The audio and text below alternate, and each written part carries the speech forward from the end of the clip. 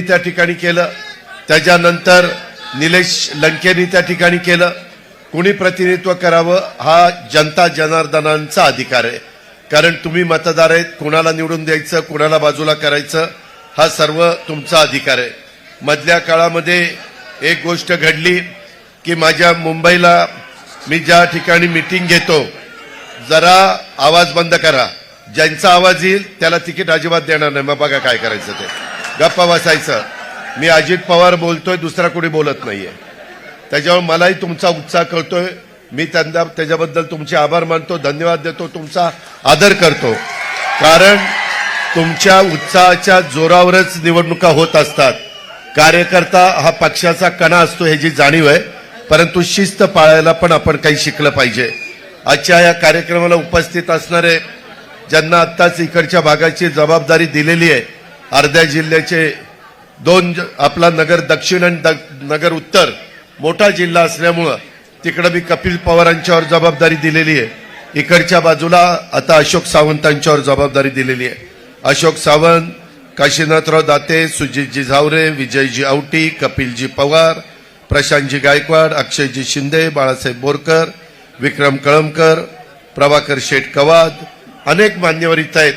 आणि आज जे जे प्रवेश करणार आहेत ते सगळे प्रवेश करणारे माझे सहकारी, सर्व माधवराव लामटे, त्याच्यामध्ये सर्व माझे पारनेरच्या वेगवेगळ्या भागातून आलेले सगळे हितचिंतक, सगळे कार्यकर्ते, माझे वडीलधारी, माझ्या काही मायमाऊली पण इथं उपस्थित, भगिनी वर्ग. जरा भगिनी वर्गाला बसायला जागा द्या, किंवा माझी पोलीस हे इथलं जरा सोडा आणि इथं महिलांना बसवा. हे काढा आणि फक्त महिला सोडा, इथं बसू द्या. हे काढायला किती वेळ लागतो? ते काय कात्री लावली तरी ते निघू शकतं. डिकले, हे डिकले, सिक्युरिटी कोण आहे माझी? त्यांनी जावं आणि महिलांना इथं बसू द्या. मित्रांनो, एकंदरीतच भारतातलं एक प्रसिद्ध देवस्थान असणाऱ्या शिर्डीच्या साईबाबाच्या चरणी सुरुवातीलाच मी नतमस्तक होतो. संगमेश्वर, त्र्यंबकेश्वर म्हणून ओळख असणाऱ्या माझ्या पारनेरमधील शिवमंदिराला देखील मी वंदन करतो. राज्य कारभाराचा, प्रशासकीय गुणवैशिष्ट्याचा आदर्श निर्माण करणाऱ्या आपल्या चौंडीच्या जामखेड तालुक्यातल्या पुण्यश्लोक अहिल्यादेवी होळकर यांच्या कार्याचं देखील मी स्मरण करतो. त्यांना पण मी अभिवादन करतो. आज आपण सगळेजण इथं जमलोय त्याचं कारण, लवकरच उमेदवारी अर्ज भरायला सुरुवात होणार आहे. 22-23 तारखेपासून महाराष्ट्रामध्ये निवडणुकीचा कार्यक्रम जाहीर झाला आहे. 20 नोव्हेंबरला दिवाळीच्या नंतर मतदान आहे, 23 तारखेला मतमोजणी आहे नोव्हेंबरला, आणि साधारण 26-27 तारखेपर्यंत नवीन मंत्रिमंडळ अस्तित्वात आलं पाहिजे, हा नियम आहे. आता इकडे येण्यामागचं कारण, थोडीशी धावपळ झाली. मधी माझ्याकडं स्वतः अशोक सावंत, काशीनाथराव दाते, सुजित झावरे, विजय आवटी, त्याच्यामध्ये आमचे माधवराव लामखेडे, असे बरेच जण आलेले होते. शिवाजीराव पण आलेले होते. आणि यांनी एक इच्छा प्रदर्शित केली की दादा, आम्हाला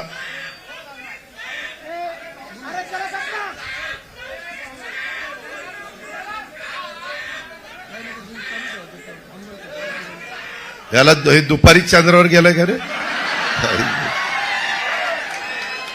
असं म्हटलं तर कसं रे आपलं व्हायचं? साधू संतांनी काय विचार सांगितलेले आहेत, तुकाराम महाराजांनी, माऊलीनं काय सांगितलेलं आहे. ठीक आहे, हौसे नवसे गवसे असतात, आपल्याला आपलं काम करायचंय. मी आपल्याला सगळ्यांना हे सांगतो की मी या सगळ्यांशी चर्चा केली. या सगळ्यांना राष्ट्रवादी काँग्रेस पक्षामध्ये प्रवेश केलाय. त्याच्यामध्ये मी त्यांना सांगितलं की मी मेळाव्याच्या निमित्तानं येतो. पाठीमागच्या लोकसभेच्या निवडणुकीच्या निमित्तानं महाराष्ट्रामध्ये जो कौल मिळायला पाहिजे, दुर्दैवाने तो आम्हाला मिळाला नाही. महायुतीचे अनेक उमेदवार तिथं पराभूत झाले आणि महाविकास आघाडीचे निवडून आले. परंतु त्या काळामध्ये एक नरेटिव्ह सेट करण्याचा प्रयत्न केला. तो नरेटिव्ह असा होता की संविधान बदललं जाणार, आरक्षण काढलं जाणार, आपल्याला आता संधी मिळणार नाही. आदिवासी समाजामध्ये पण हा मेसेज गेला आणि माझ्या मागासवर्गीय समाजामध्ये देखील हा मेसेज गेला. आणि मी जाहीरपणे सांगायचो, वेगवेगळ्या भागामध्ये जाऊन सांगायचो की बाबांनो हे खोटं आहे, हे चुकीचं आहे. हा प्रचाराचा भाग आहे. घटनेचे शिल्पकार डॉक्टर बाबासाहेब आंबेडकरांनी दिलेलं संविधान जगातलं एक उत्तम संविधान आहे. आपला भारत देश एकसंघ ठेवण्याचं काम ह्या संविधानाने केलंय. सर्व धर्म समभाव ही एक प्रत्येकाला शिवशाहू फुले आंबेडकरांच्या महाराष्ट्रामध्ये प्रत्येकाला जातीभेद न ठेवता प्रत्येकाचा मान सन्मान ठेवला जातो. ही आपली संस्कृती आहे.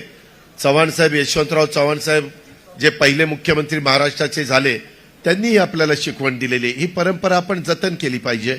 परंतु त्यावेळेस आमच्यावर कमी विश्वास दाखवला आणि समोरच्यांनी नरेटिव्ह सेट करून जास्त विश्वास दाखवला, त्याचा फटका बसला. त्याच्यामध्ये अब की बार 400 पार असाही प्रचार झाला. आणि मग काही जण सांगायचे की कशाला 400 पार पाहिजेत, ह्यांना घटना बदलायची, ह्यांना संविधान बदलायचं आहे. तुम्ही बघा, आता महाराष्ट्रामध्ये बहुतेक सगळ्या तालुक्यामध्ये संविधान भवन हा उभं करण्याचा निर्णय झालेला आहे. पंतप्रधानांनी तिसऱ्यांदा देशाचे पंतप्रधान म्हणून ज्यावेळेस शपथ घेतली त्यावेळेस त्याच्यामध्ये हे आता तुम्ही दाखवलं ना, ए बाळा मी बघितलं काय होतं, मागच्या लोकांना दिसत नाही.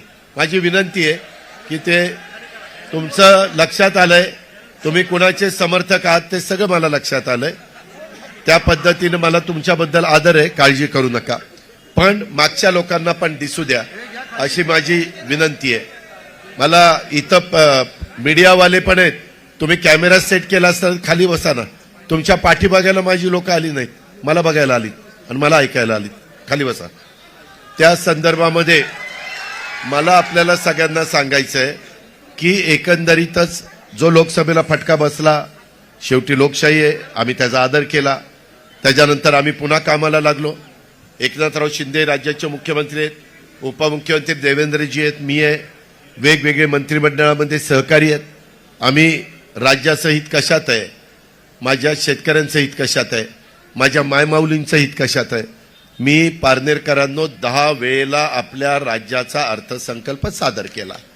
त्यावेळेस मला अर्थसंकल्प सादर करत असताना मी फार विचार केला. मी ग्रामीण भागामध्ये काम करणारा एकेकाळचा कार्यकर्ता. मी पहिल्यांदा माझ्या गावच्या विकास सोसायटीचा पंच होतो, नंतर चेअरमन झालो, नंतर बँकेला डायरेक्टर झालो, नंतर बँकेचा चेअरमन झालो. अशा टप्प्याटप्प्यामध्ये मी तिथं आज इथपर्यंत पोहोचलेलो आहे. त्याच्यावर ग्रामीण भागामध्ये कम म्हणजे काय, पीक कर्ज कसं करायचं असतं, कसं द्यायचं असतं, मध्य मुदत म्हणजे काय, दीर्घ मुदत म्हणजे काय, संस्था चांगली कशी चालवायची, ह्या सगळ्या गोष्टी मला माहिती आहेत. दुधाचा व्यवसाय मी केलाय, पोल्ट्रीचा व्यवसाय मी केलाय, शेतीवाडी मी करतोय. आज देखील जरी मी राज्याचा उपमुख्यमंत्री असलो तरी शेतामध्ये जाऊन त्या ठिकाणी मी माझ्या परीनं काम करण्याचा प्रयत्न, पिकं चांगली आणण्याचा प्रयत्न करतो असतो. कारण माझ्या बापदाद्यांनी ते केलेलं आहे. माझ्या आजोबांनी, पंजोबांनी, खापर पंजोबांनी, माझ्या वडिलांनी, आता मी करतोय, आता पुढची पिढी करेल. आणि ही परंपरा सगळ्या पारनेरमध्ये चालू आहे, माझ्या नगरमध्ये चालू आहे, माझ्या श्रीरामपूरमध्ये चालू आहे, माझ्या शिर्डीमध्ये चालू आहे, सगळीकडेच चालू आहे, श्रीगोंद्याला आहे. मी सगळी नावं घेत नाही, सगळीकडे आहे. आणि त्याच्यामुळं मला ज्यावेळेस संधी मिळाली, ती संधी मिळाल्यानंतर मला महत्वाची पदं तुमच्या सगळ्यांच्यामुळं मिळाली. अर्थसंकल्प सादर करत असताना मी विचार केला, ह्या माझ्या मायमाऊली इथं बसल्यात, की बाबा ह्यांच्याकडे कोणी लक्ष देत नाही. आपण म्हणतो पुरुषांच्या बरोबरीनं महिलांना वागणूक दिली पाहिजे, त्याच्याशिवाय देश पुढे जात नाही. जगात जिथं पुरुषांच्या बरोबरीनं महिलांना वागणूक दिली जात नाही ते देश जगामध्ये मागं पडलेले. आणि त्याच्यामुळं आपल्या इथं तर राजमाता जिजाऊंचा वारसा आहे, आपल्या इथं पुण्यश्लोक अहिल्यादेवी होळकरांचा वारसा आहे, आपल्याकडं रमाई मातेचा वारसा आहे, आपल्या इथं क्रांतिज्योती सावित्रीबाई फुलेंचा वारसा आहे. किती मी महिलांची नावं घेऊ की त्यांनी एक आदर्श तुमच्या माझ्या पिढ्यानपिढ्या पुढच्या लोकांच्या करता ठेवलेला आहे. पण आज माझ्या गावामध्ये, माझ्या वाडी वस्तीवर जाणारी, खुरपणीला जाणारी महिला, आज धुडंबांधणी करणारी महिला, आज स्वयंपाक करणारी महिला, आज तिथं कचरा गोळा करणारी महिला, आज काही ठिकाणी काचा गोळा करण्याचं काम महिला करते. अक्षरशः शहरी भागात झोपडपट्टीमध्ये अतिशय खराब अवस्थेमध्ये ती तिथं जीवन जगत असते. परंतु पोटाकरता, आपल्या नवऱ्याकरता, आपल्या मुलाबाळांच्या करता ती तेवढे कष्ट घेते. मी विचार केला की आत्तापर्यंत अनेक गोष्टी आपण केल्या, वेगवेगळ्या सरकारांनी केल्या. ह्यावेळेस मुख्यमंत्री माझी लाडकी बहीण योजना आणायची आणि त्याच्यामध्ये ती योजना अशी आणायची की त्या महिलेच्या डायरेक्ट अकाउंटला पैसे टाकायचे 1,500 रुपये महिना. आणि आम्ही फॉर्म भरायला सुरुवात केली. आमची चेष्टा मस्करी केली. विरोधक म्हणले हे काय चुनावी जुमला आहे, हे काय तात्पुरतं आहे, हे काय पुढे जाणार नाही, ह्यांच्याकडे पैसेच नाही, हे कर्जबाजारी आहेत, हे कांगाल आहेत, वाटेल तशा प्रकारचे आरोप झाले. नंतर महिलांना म्हणले घ्या पैसे, पहिले आले लवकर काढून घ्या, नाहीतर पुन्हाच पैसे काढून घेतील. वाटेल ते म्हणजे खरोखरीच मी पण राजकीय जीवनामध्ये सत्तेमध्ये काम केलंय, विरोधी पक्षात काम केलंय, विरोधी पक्षाचा नेता म्हणून काम केलंय, राज्यमंत्री, मंत्री, उपमुख्यमंत्री सगळी पदं तुमच्यामुळे मला मिळालेली आहेत. त्याच्यामध्ये मी समाधानी आहे. पण हे ज्या पद्धतीनं आमची चेष्टा टिंगलटवाळी चाललेली होती, ठीक आहे ना बाबा, तुम्ही तुमच्या सरकारचं असताना तुम्ही काय योजना केल्या, त्याच्यात काही वेगळं करण्याचा प्रयत्न आम्ही करतोय. आम्ही देशामध्ये आता परवाच मी हरियाणाला गेलो होतो, चंदीगडला. देशाच्या पंतप्रधानांनी एनडीएचे जेवढे मुख्यमंत्री आहेत, जेवढे उपमुख्यमंत्री आहेत, त्यांची कॉन्फरन्स बोलवली होती. शपथविधी झाला. हरियाणाचे मुख्यमंत्री ओबीसी समाजाचे सैनी म्हणून झालेले आणि 3:30ला आमची कॉन्फरन्स सुरू झाली, 8:30 पर्यंत चालली. त्याच्यात राज्यामध्ये काय केलं पाहिजे, महिलांच्या करता काय करावं, युवा युवतींच्या करता काय करावं, बेरोजगारी कमी करण्याकरता काय करावं, परदेशी गुंतवणूक तुमच्या राज्यामध्ये येण्याच्या करता कसं वातावरण तुम्ही तयार केलं पाहिजे. आज पारनेर तालुका माझा दुष्काळी तालुका, परंतु सुप्याला एमआयडीसी आल्यानंतर पारनेरचं चित्र बदलायला लागलं. परंतु आज तिथं दहशत पण आहे, आज तिथं गुंडगिरी पण आहे, आज तिथं दादागिरी पण आहे. त्या संदर्भात आता महाराष्ट्रात मी सगळीकडे फिरतोय. माझ्या पिंपरी चिंचवडला इंडस्ट्री आली, तिथं असं काही आम्ही होऊन देत नाही. नव्या मुंबईत आता बाळासाहेब इथं आहेत, त्यांना विचारा, तिथं इंडस्ट्री आहे. तुमच्या पलीकडे शिरूर तालुका आहे, शिरूरला पण राजनरगाव एमआयडीसीला इंडस्ट्री आहे. माझ्या इथं बारामतीला, इंदापूरला आहे, सगळ्या भागात. कारण त्या भागातल्या मुलांना मुलींना रोजगार निर्माण व्हावा, त्यांच्या हाताला काम मिळावं. कारण सगळेच काही शेतकरी नाही आहेत. जे शेतकरी आहेत त्यांच्याकरता पाणी आणण्याच्या बद्दल अनेक महत्वाचे निर्णय अलीकडच्या काळात आम्ही सरकारमध्ये घेतलेले आहेत. आणि आमचा तर प्रयत्न हा आहे की पश्चिमेकडे पडणारं पाणी ते समुद्राला जातं, ते आपल्याला वळून पूर्वेकडे आणायचे, धरणं भरण्याचे. तशा पद्धतीनं आपण येवला तालुक्यामध्ये नाशिकला प्रयोग केला, तो सक्सेस झाला. आम्ही उजनी धरण भीमा खोऱ्यात आहे, भीमा नदीचं पाणी सीना खोऱ्यात घातलं, बोगदा केला, पाणी जायला लागलं. तिकडं धोंबलकवडीचं पाणी तिकडच्या बोगद्यातनं नीरा खोऱ्यात आणलं, पाणी यायला लागलं. खंडाळा तालुका जिराज बागायती झाला. असं आता खूप वेगळ्या पद्धतीनं करता येतं. पारनेरकरांनो, तुमचा विश्वास बसणार नाही. तेलंगणा म्हणून आपला एक राज्य आहे, त्या तेलंगणामध्ये 1 लाख हॉर्सपॉवरच्या मोटारी टाकून पावसाचं वाहून जाणारं समुद्राला पाणी हे उचललं जातं. आणि ज्या जिरायत भागात पाझर तलाव, तळी, शेततळी जे काही आहे ते सगळं त्या ठिकाणी त्या बाबतीमध्ये केलं जातं. तशा पद्धतीनं आम्ही देखील त्या ठिकाणी केलं. मी यावेळेसचा अर्थसंकल्प सादर करताना थांबा ना बाबा, मी तेच सांगतोय ना बाळा, तेच सांगतोय. तुझ्या मनात जे आहे ना तेच माझ्या बोलण्यातनं बाहेर पडणार आहे. थांब जरा. त्या संदर्भामध्ये कुठल्याही परिस्थितीत आपल्याला, अरे कोण म्हणतं आमच्या बापाचं, तुझ्याच हक्काचं आहे ना. अरे मी पण शेतकरी आहे बाळा, मलाही फार कळतंय. तुला कुणी लंकेने पाठवलं का इकडं? बस. त्यामध्ये ह्या का ज्या गावच्या बोरी असतात त्याच गावच्या बाबळी असतात. कशाला बोलायला सांगताय मला? अरे थांबा रे बाबा, हे काय चाललंय चिठ्ठ्या द्यायचं? ठीक आहे, ठीक आहे रे, मग बसा ना. माझ्या कार्यकर्त्यांना मी असं डिस्टर्ब करायला नाही सांगत, तुम्ही बसा. त्या संदर्भामध्ये मला आपल्याला एवढंच सांगायचंय की एकंदरीत आम्ही यंदा अर्थसंकल्प सादर करत असताना महिलांना 1,500 रुपये दिले. पहिले 3,000 रुपये दिले जुलै ऑगस्टचे. त्यावेळेस ते म्हणले की आता एवढेच पैसे.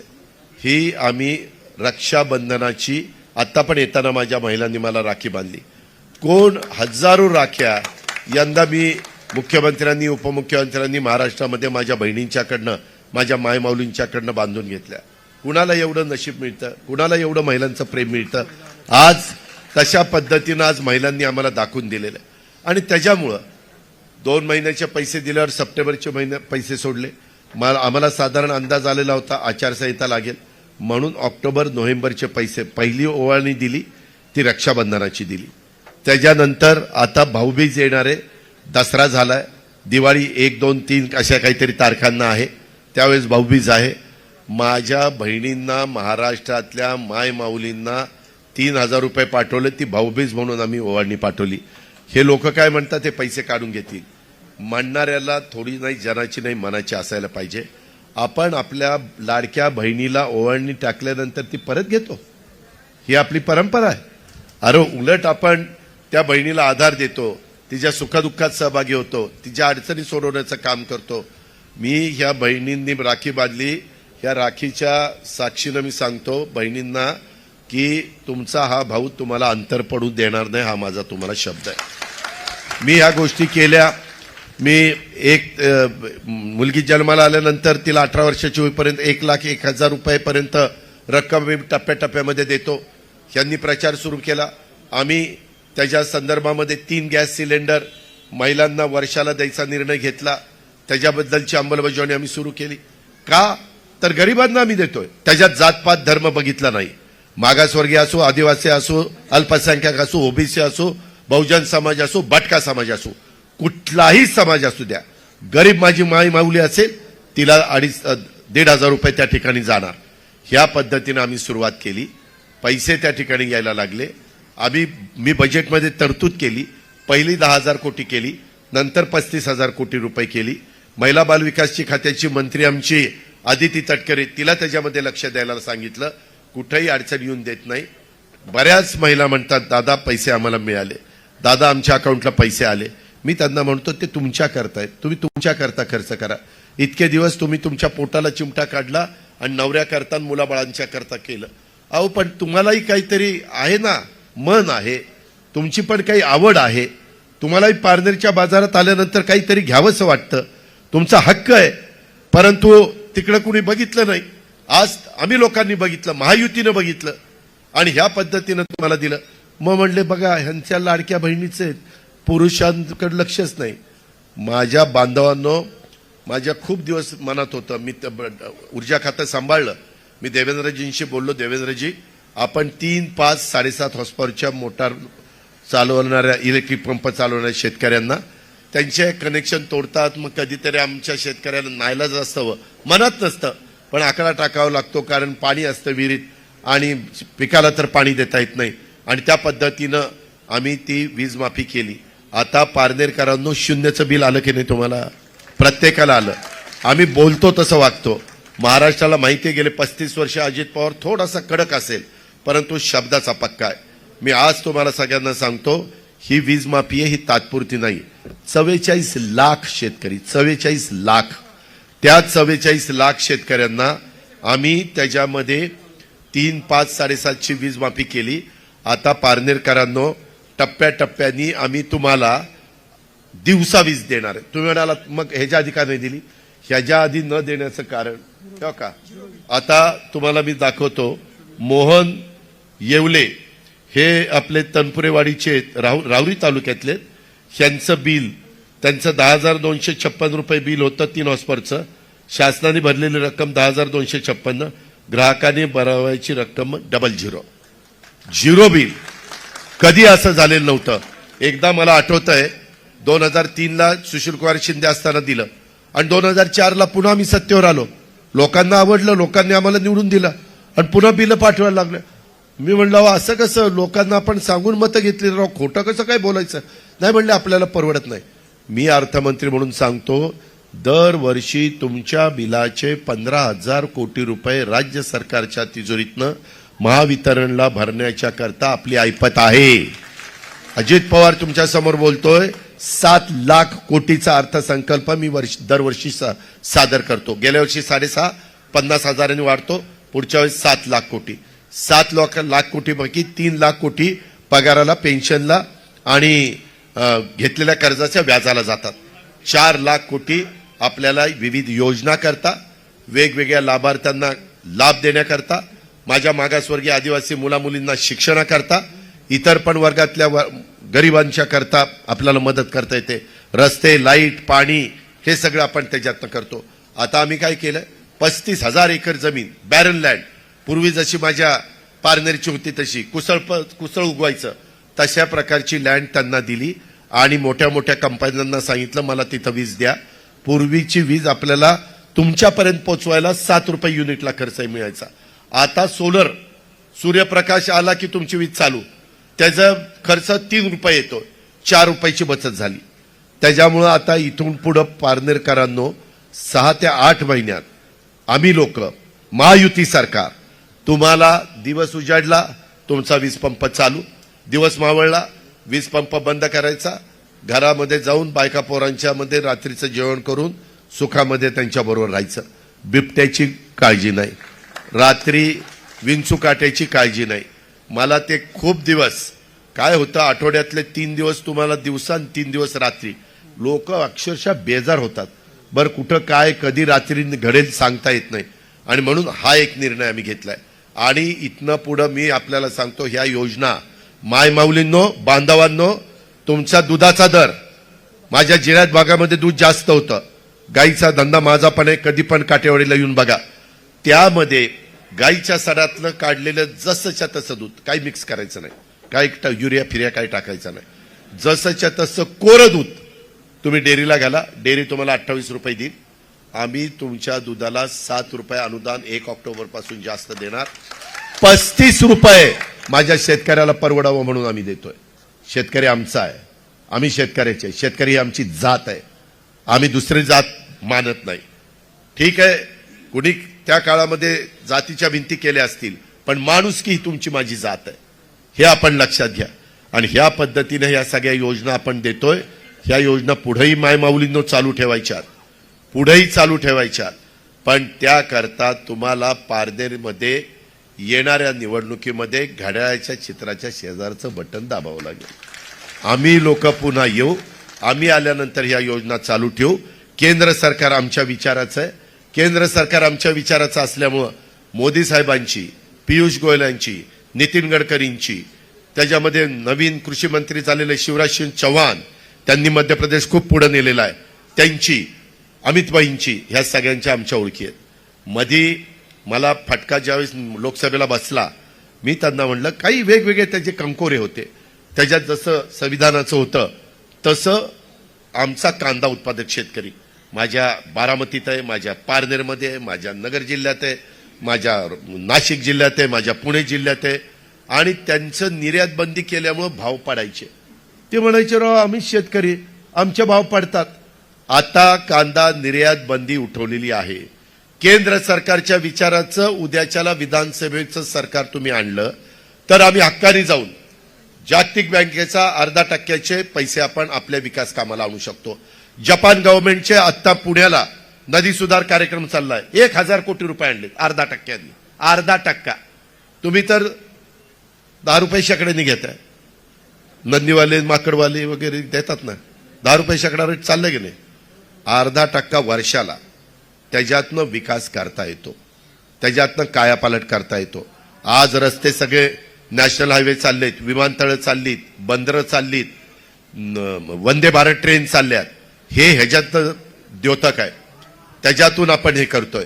आणि म्हणून आपल्याला मोठे अजून पाण्याचे प्रश्न, जे आता माझ्या शेतकऱ्यांनी तिथं बोर्ड धरलेला होता, त्याचं खरं दुखणं तेच आहे. आज पलीकडच्या बाजूला जे पाणी पडतंय, आता माणिकडोह, मी आता येताना माणिकडोह, डिंबे, येलदरी, आपल्या पिंपळगाव, जोगा ह्या धरणावरनंच आलो. माझं निळवंडे, माझं भंडारदारा निळवंड्याचं पाणी तिकडच्या खालच्या लोकांना मिळतं, आपल्याला मिळतं ते कुकडीचं पाणी त्या ठिकाणी मिळतं. आणि काही काही ठिकाणी बोगदे आणि ह्या सगळ्या गोष्टी करायच्यात. आता पाण्याची बचत करता येते. उजनी प्रचंड भरून वाहत आहे, उजनीची फ्लॅपची उंची मी वाढवलेली आहे, त्याच्यावर 14 TMC पाणी जास्तीचं मावतंय. ह्या सगळ्या गोष्टी करायच्यात. आम्हाला त्याचा अनुभव आहे, आम्ही काही भागामध्ये करून दाखवलेलं आहे. आज पश्चिमेकडचं पाणी पूर्वेकडे आणण्याच्या करता आम्ही केंद्र सरकारशी बोललोय. ते म्हणले आम्ही तुम्हाला त्याच्यातनं निधी देतो. विरोधी पक्षाचे सरकार आलं तर त्यांचं केंद्र कुणी ऐकणार नाही. केंद्रवाले म्हणतील आमचं ऐकत नाही. आज ऊसाचा पण MSPचा दर मी वाढवून द्यायला सांगितलेला आहे. कांदा निर्यात बंदी झाल्यामुळे कांद्याचे भाव, टोमॅटोचे भाव, भाजीपाल्याचे भाव आता चांगले. अचानक परतीचा पाऊस पडतोय. काही ठिकाणी नुकसान होतंय. पंचनामे करायला सांगितले, त्याच्याबद्दलची भरपाई द्यायला सांगितलेले. पीक विमा उतरवलेला आहे. काही लोकांना पीक विम्याचे पण पैसे यायला लागलेले आहेत. कुठं अडचण असेल तर ती बघीन, त्याच्यातनं मार्ग काढीन. शेवटी आपल्याला मार्ग आपणच काढणार आहे, दुसरं कोणी येऊन काढणार नाही. इथलं राजकारण बदललेलं आहे. इथं राजकारणामध्ये आज पारनेरमध्ये मागच्या काळात मीच निलेश लंकेला आपल्या राष्ट्रवादीमध्ये घेतलं, निवडून आणलं. परंतु त्याच्यानंतरच्या करोनाच्या काळामध्ये आम्ही सर्वतोपरी सहकार्य केलं. परंतु माणसं एखाद्या वेळेस महत्वाच्या पदावर गेल्यानंतर बदलतात. तशा पद्धतीनं निलेशचं झालं. निलेश त्या ठिकाणी बदलला. त्याच्या अवतीभोवतीची चांडाळ चौकटी त्यांनी तर पारनेरकरांची वाटच लावलेली. मी तुम्हाला सांगतो, एकंदरीतच मी अर्थमंत्री म्हणून मला यंदा 1 वर्ष मी विरोधी पक्षात होतो, 1 वर्ष कोरोनात गेला, 3च वर्ष मला मिळाली.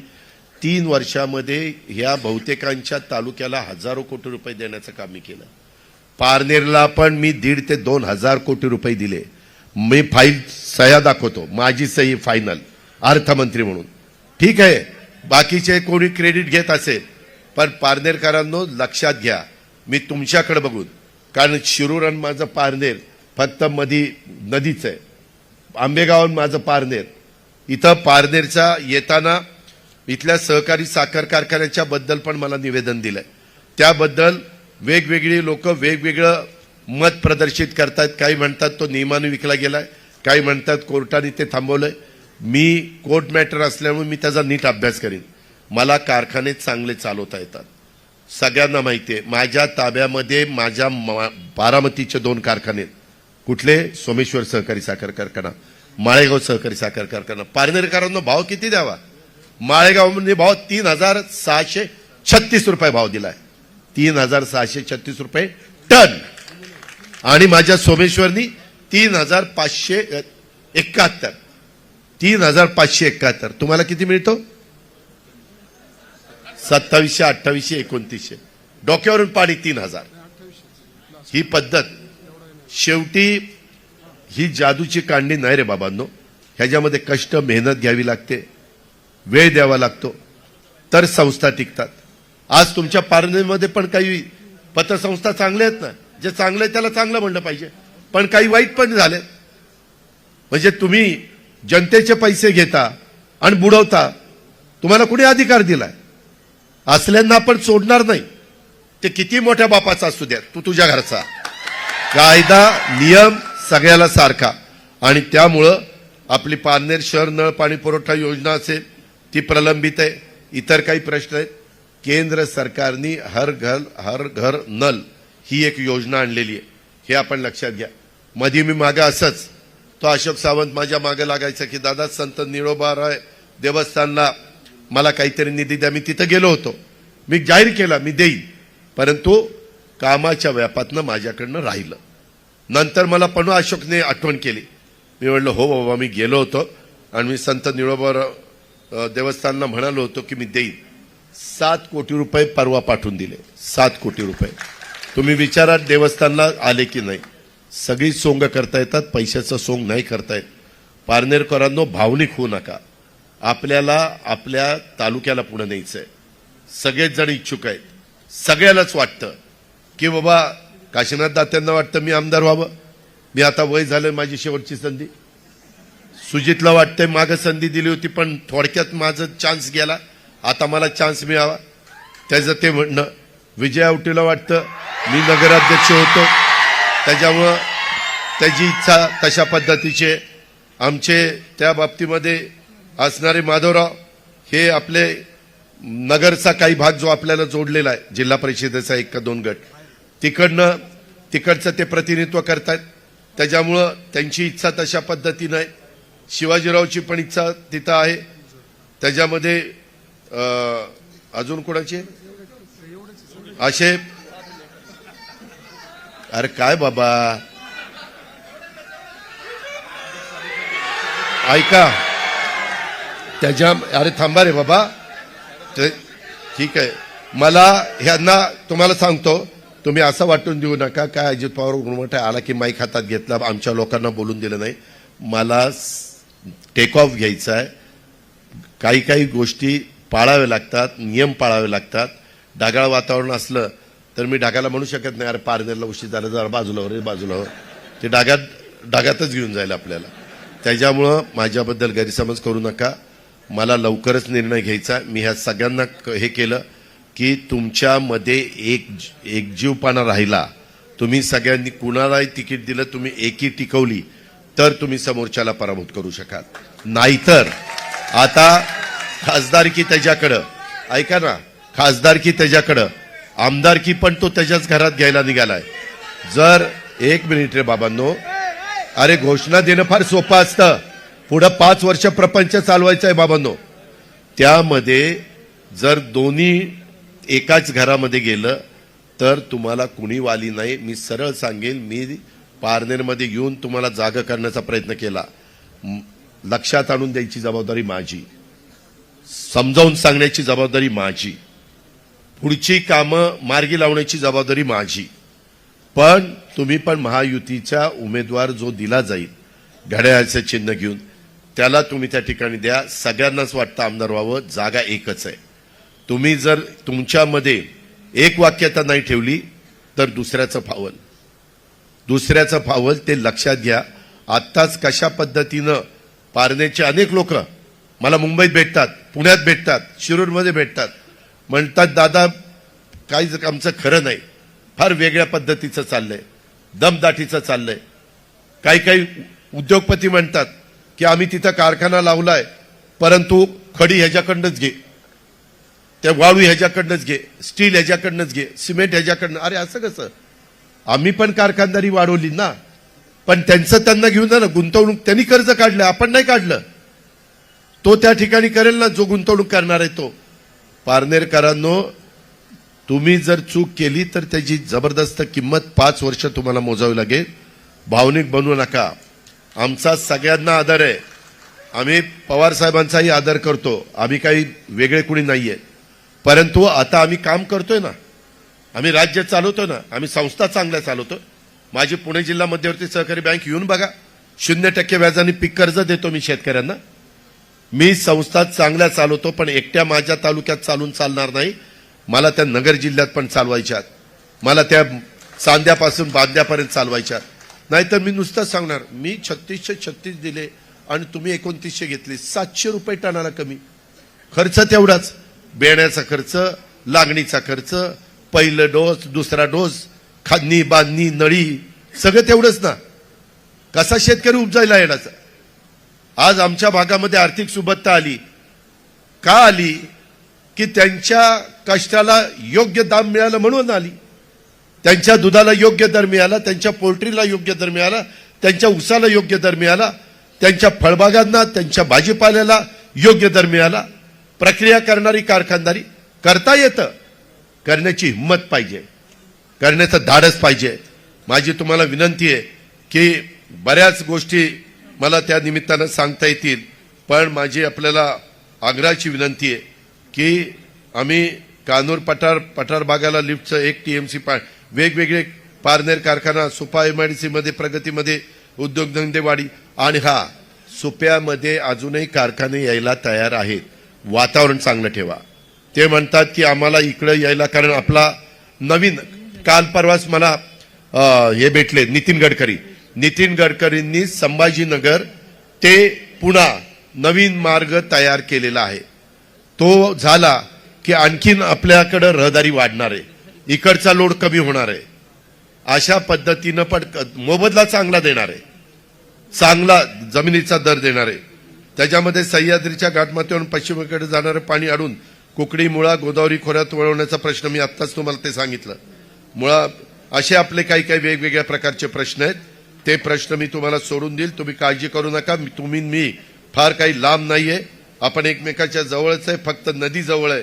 पण जो निर्णय घेतला जाईल तुम्ही तो तुम्हाला आवडो किंवा न आवडो, सगळ्यांना आवडेल असं नाही, काही हितचिंतक नाराज होतील, पण सर्वसामान्य मतदार आणि माझ्या मायमाऊली तुम्ही लक्षात ठेवा, ही निवडणूक तुमची आहे. तुमचे हे सगळे योजना पुढे चालवायच्यात. माझ्या वीज माफीची योजना चालवायची, माझ्या दुधाची योजना चालवायची, माझ्या शेतकऱ्यांचा कांद्याला दर मिळवून द्यायचा आहे, माझ्या शेतकऱ्यांना वेगवेगळ्या पिकांना दर मिळवून द्यायचा आहे. आणि ते केंद्राच्या हातात आहे आणि केंद्र आमच्या विचाराचं आहे. आम्ही तिथं जाऊन आणू भांडून, नाही भांडलो तर तुम्ही आम्हाला जा विचारा किंवा दादा तुम्ही तिथं म्हणला का नाही आता करत, हेच सांगायला मी आलेलो आहे. वेळ कमी आहे, समजून घ्या एवढीच विनंती करतो. पुन्हा फॉर्म भरण्याच्या निमित्तानं किंवा अजून एका सभेच्या निमित्तानं येईल, पण गाफील राहू नका, गाफील राहू नका, भावनिक होऊ नका. काही काही जण आणखीन काही काही वेगवेगळे सांगतील. पैशाचं सोंग करता येत नाही. पैसा करत असताना त्याच्यामध्ये विचारपूर्वकच ते करावं लागतो. आज अतिशय कमी वेळेत मी तुम्हाला कळवल्यानंतर तुम्ही एवढ्या मोठ्या संख्येने इथं उपस्थित राहिलात त्याबद्दल आमचा अशोक सावंत असेल, विजय आवटे असेल, माधवराव लामखडे असतील, काशीनाथराव दाते असतील, सुजित झावरे असतील, आमचे बाकीचे सगळे सहकारी असतील, प्रभाकर शेठ कवाद असतील, जे जे इथे मान्यवर आहेत सर्व मान्यवरांना मी धन्यवाद देतो. तुमचा उत्साह असाच टिकवा आणि घड्याळाचा चिन्हाचा उमेदवार निवडून द्या. पुढची कामं मार्गी लावण्याचा शब्द अजित पवार